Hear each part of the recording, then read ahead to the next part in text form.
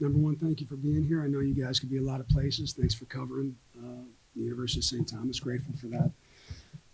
Just really happy, went out there at halftime. Every year, we're blessed that we're able to honor a championship team from the past. And when we went out there, there were 50 guys from the 2015 team. And they flew in from New York and Texas and D.C. and Alaska and Florida and Bogota and Guatemala. And for them to be able to see a team that reflects the legacy that they laid down, that's my opening statement. It was as good as it gets. I thought we knew this was a legacy game. That's not always the biggest game of the year necessarily. It's not always the best team. Sometimes it is, sometimes it isn't. But someday they're going to need to make a stand and do something when someone says they need them, whether it be their wife, their children. And when that time comes, we need to be at our best. And that's what this week was. And certainly lived up to it. I don't think it disappointed. So those are my opening statements. Well, certainly not easy. Wally Kaczynski and our defensive staff. I mean, Wally's not only a mastermind schematically, logistically, but I think he understands intuitively what the players who are playing for us can handle, what they're good at. And, I mean, we needed every inch of it today because that quarterback, and I know I said something similar a couple weeks ago, but I mean, that quarterback is a fantastic competitor. Frankly, reminds me a lot of the quarterbacks that we've had. Maybe a lot of other bigger schools passed over him because he's only 5'10 or 5'11, but he's a great competitor.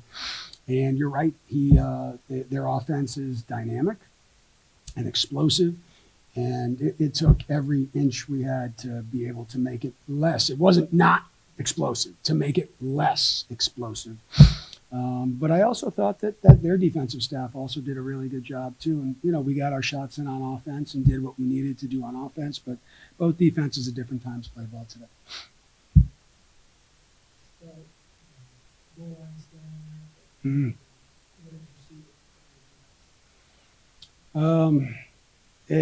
A wall of humanity. I mean, there was just, I'm not going to go into what I expected or didn't because we still have to play that team in years to come.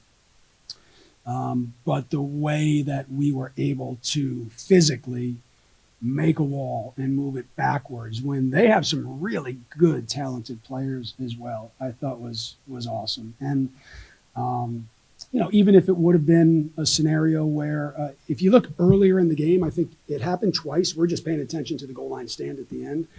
But I don't think that we can look past the goal line stand or the red zone, however you want to say it, right before halftime, Dean. Because that was the one that I think there was about 5 minutes left.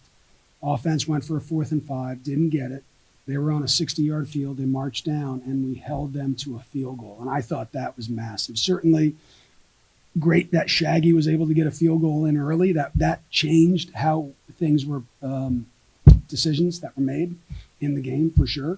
But he likes kicking against these guys. He made 2 big ones last year, and it was pretty cool.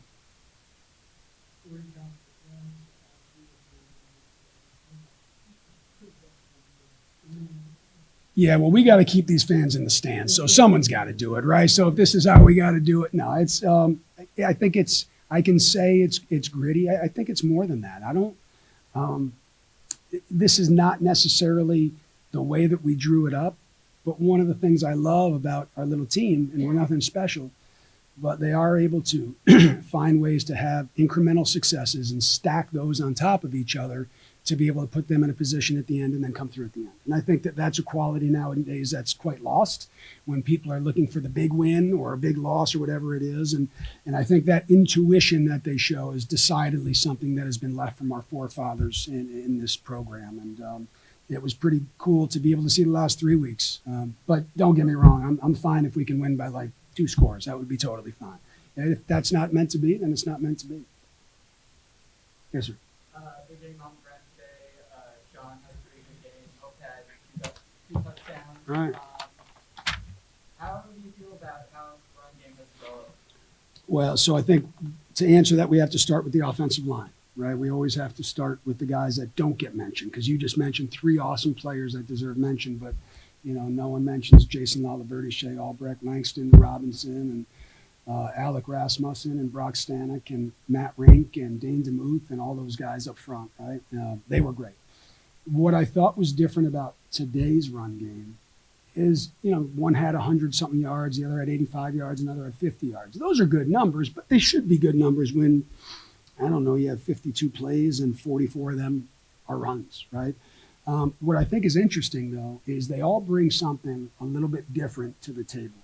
And when you're talking about winning in small spaces, which is exactly what happened out there today, the difference of a couple inches of a tenth of a second is different. And I would liken our stable of running backs to a bullpen. We have different types of guys. We have fastballers, we have sliders, we have guys that can throw the back door, and we have guys that are knuckleballers. And to be able to use them and change that tempo up, I think is what you saw a way for us to maybe overachieve a little bit today. But man, definitely grateful and blessed to be able to have guys like that. And frankly, there's two other guys that we could play behind them as well, and they'll be ready to go if need be.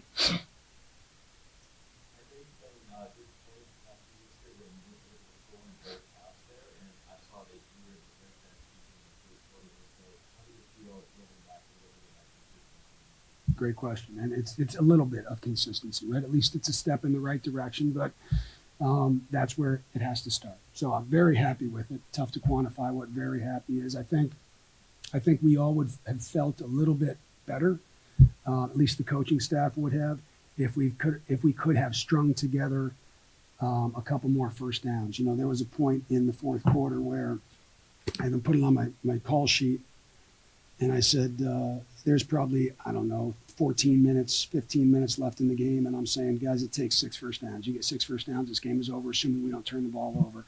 That's also something that has to be corrected, because that's where the game shifted a little bit, was on the turnover, right? So Tack Tateoka, no one's talking about, he didn't throw many balls today. He threw 8 of them, dropped back for 10 of them. He scrambled on 2 of them. We threw 8 of them. He completed 5 of them.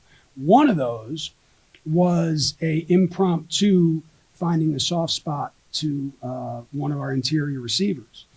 And we got the first down. And at that point, it was 17-3, I believe. And we were really playing for a field goal opportunity. And that turnover, it just goes to show you one turnover can completely change how you feel. So overall, moving in the right direction, a lot of work to do. That's something I say every week, though, to be honest with you. What else? No other questions? Yes, sir. Mm-hmm. Kind of thrown into fire, I guess. Oh, yeah. Wasn't expected to start, but made him start a couple weeks into the season. But he somehow managed to keep it cool. What has been like philosophy behind that? It's baptism by fire. I mean, you nailed it. We have to learn on the run, and we have to hope that it doesn't hurt us too much while we're learning on the run. We were blessed beyond measure last year to be able to have a fifth-year senior, and Cade Sexauer, who was able to really move things smoothly and efficiently. And at the end of the day, a lot of programs that are as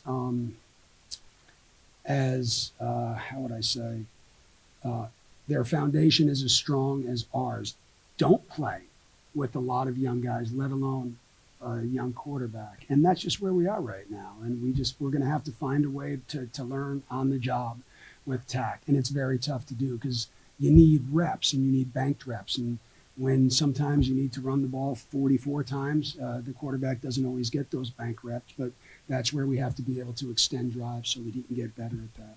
But hats off to him. I mean, an 18-year-old coming into a program like this, dealing with the enormity of people that are counting on him doing his job, that's a mentally strong kid, and we're grateful for him. Okay? I'm grateful for you guys. Thanks for taking your time. Roll Toms.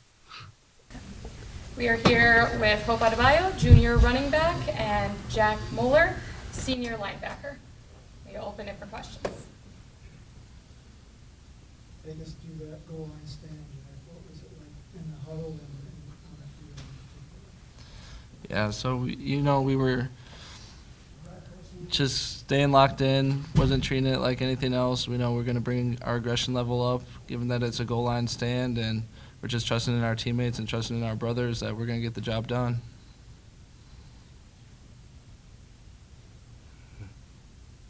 You can go ahead. Just Okay. Hope, you, Sean, and Gabe all have pretty good games Yeah. today. You seem to have become like a three-headed dog sort of running back scheme. Yeah. How's that been working out for y'all?